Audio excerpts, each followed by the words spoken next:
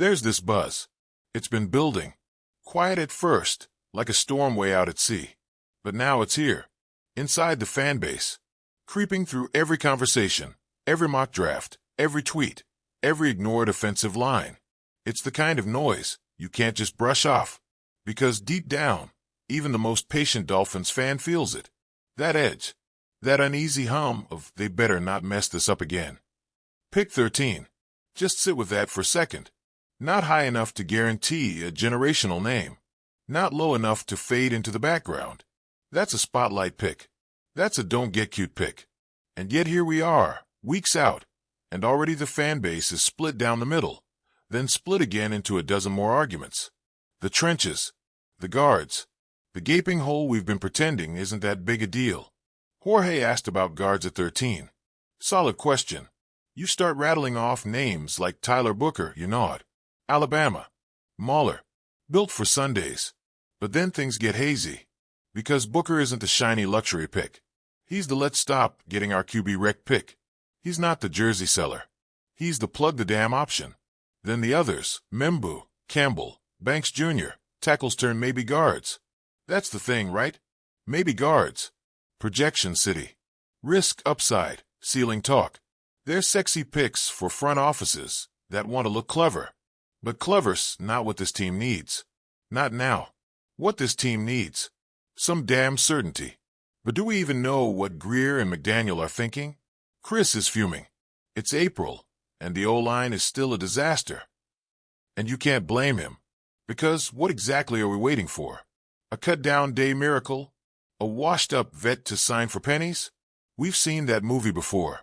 And it ends the same way, with Tua on the turf, and everyone pretending it was unforeseeable. And look, while we're on the subject of quarterbacks, what was that Joe Milton fiasco? A pick swap. That's all it took. A fifth for a seventh. The Cowboys got him. Just like that.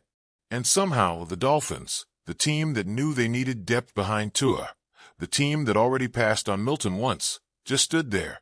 Again. Watching. The anger's not even about Milton being the next big thing. It's about the fact that he's not nothing. He's a shot.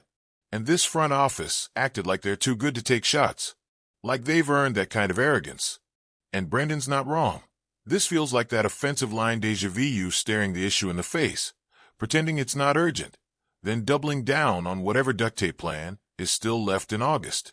Then there's the rehab cloud hanging over this team. Phillips, Chubb, two of the defense's beating hearts, torn and stitched and rehabbing behind closed doors. Phillips posted a video. That's it. A clip. A tease. It's enough to start guessing, but not enough to know anything. And Chubb, he said he's ready. But let's be honest, that word means nothing in April. You feel it, right? That unease. Because the pass rush was supposed to be this team's exclamation point. Now it's a question mark scribbled in shaky ink. And what's with the idea of a tight end at 13? No. Just no.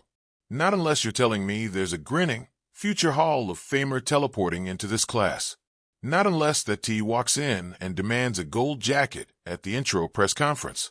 Otherwise, that picks a slap in the face to the needs piling up elsewhere. You don't get cute with tight ends when your offensive line leaks like a faucet. But fans, they remember. They don't forget how this team operates when it's backed into a corner.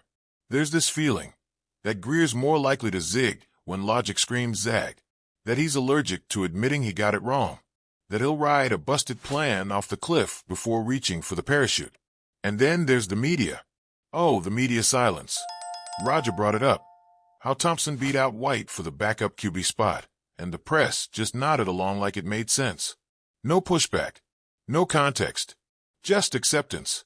As if watching White run for his life all summer was some kind of normal evaluation environment. There's this growing tension. The fan base isn't passive anymore. They're not waiting for the local beat to stir the pot. They're asking their own questions. They're putting the puzzle together without help. And then there's the draft. It's always the draft. This mythical fix-it-all. Some want to trade down, add picks, play the long game. Others want to stay put and swing hard at one big name. But the problem? The Dolphins are stuck in the in-between. One move away from brilliance. One misstep from collapse. The Eagles tree, the Ferrari, the Halabi names floating around. That's the new wish list. Executive upgrades. People want structure, vision, proof of long-term thinking. Not just vibes. Not just, we like our guys' pressers.